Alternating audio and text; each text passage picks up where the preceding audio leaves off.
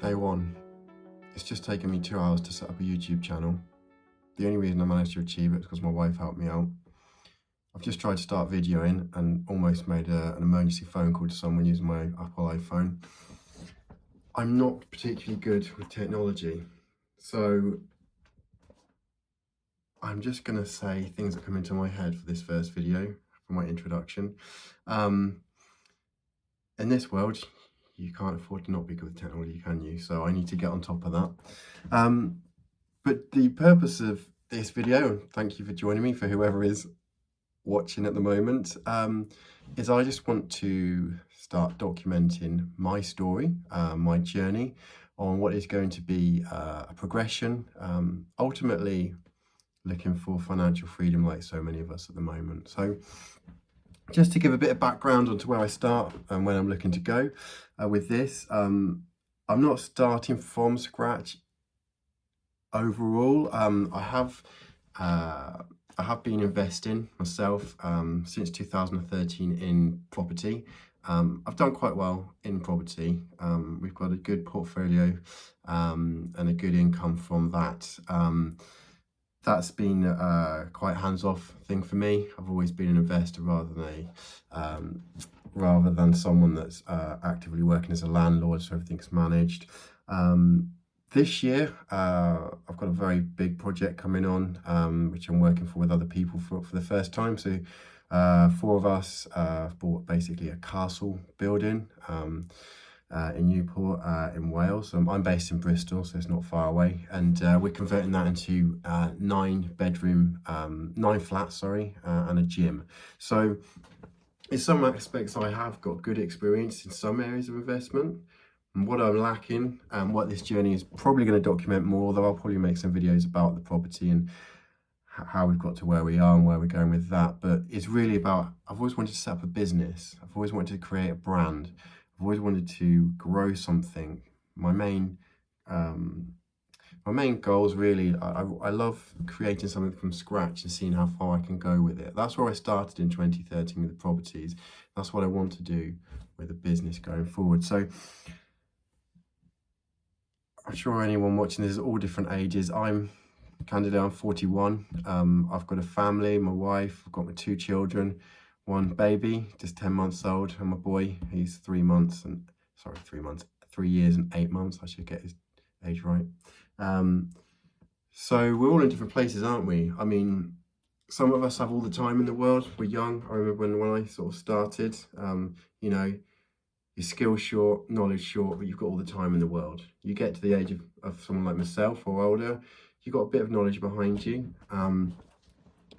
But honestly, I don't know if any of you guys have got kids. It is brutal, isn't it, at the start?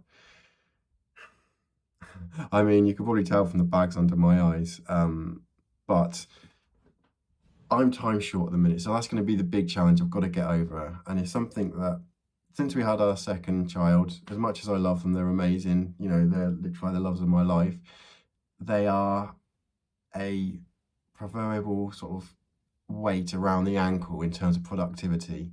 In terms of being able to actually achieve and go forward, you really have to focus very hard when all you've got is probably 2 hours every evening to do anything. So number one, we've got the time challenge. I mean, I also still work, doing the properties has allowed me to drop my days to 3 days a week. I work in recruitment. I obviously don't hands-on manage the properties, but I am still actively involved, obviously, in new investments, and also any issues that come up, I still have to make decisions and manage more the macro side of the properties. On top of that, you've just got unless you're rich and you've got servants, you've got your day-to-day work, haven't you? You know, you still have to clean the dishes, you still have to, you know, change the nappies, look after the kids, you have to, you know, all the other things you just try and fit into the couple of hours you got free, really. So what I'm going to try and do to kick off this journey is go into probably the easiest, or one of the easiest ways of getting into business, and start doing a drop shipping. It's a bit of a I don't know whether it's just a fad or whether it's very trendy at the moment. It has been for the last few years. I've watched a ton of videos recently. not having any knowledge on what drop shipping is. I found a guy on YouTube called Jordan Bown, who's seems to have, he's an American guy, lives in Utah. He did an 18.5-hour course on basically everything from mindset all the way through to setting up Shopify, creating a website. And these are things that I have no experience in. I am really, like I just mentioned at the start, a technophobe. I don't know what I'm doing. So all of this is going to be skills which will benefit me going forward, whatever happens with this journey. So setting up a website, marketing, branding, you know, dealing with online orders, delivery, creating adverts. God's sake, I've only just downloaded TikTok. I didn't even know what that was until the other day. Literally some kind of, I don't even like it. It seems pretty toxic to me to scroll up and down, but you know, people love that, and it seems to be a great place to start with these adverts for drop shipping. So I'm sure most of you watching know what drop shipping is, but effectively what you're doing is we're going to go and find a product that we want to sell. We're going to create a website for that. So there's three main aspects you've got to get right. Get the right product, get a good website, and then it's your adverts. It's about the main, if you could sum it up in one sort of sentence, it would be driving traffic towards a website in order to create sales. Because once you get the sales, what happens is your site is basically linked through some system like Shopify, because I'm not an expert at the moment, so please feel free to critique me on this, but the orders automatically then go to a wholesaler. So people use AliExpress or whatever, and the idea is that those orders automatically serviced and get sent to your customers. So all you're doing is acting as a middleman effectively. So obviously what you're doing is, so you get product, I don't know, you got a Rubik's Cube, right?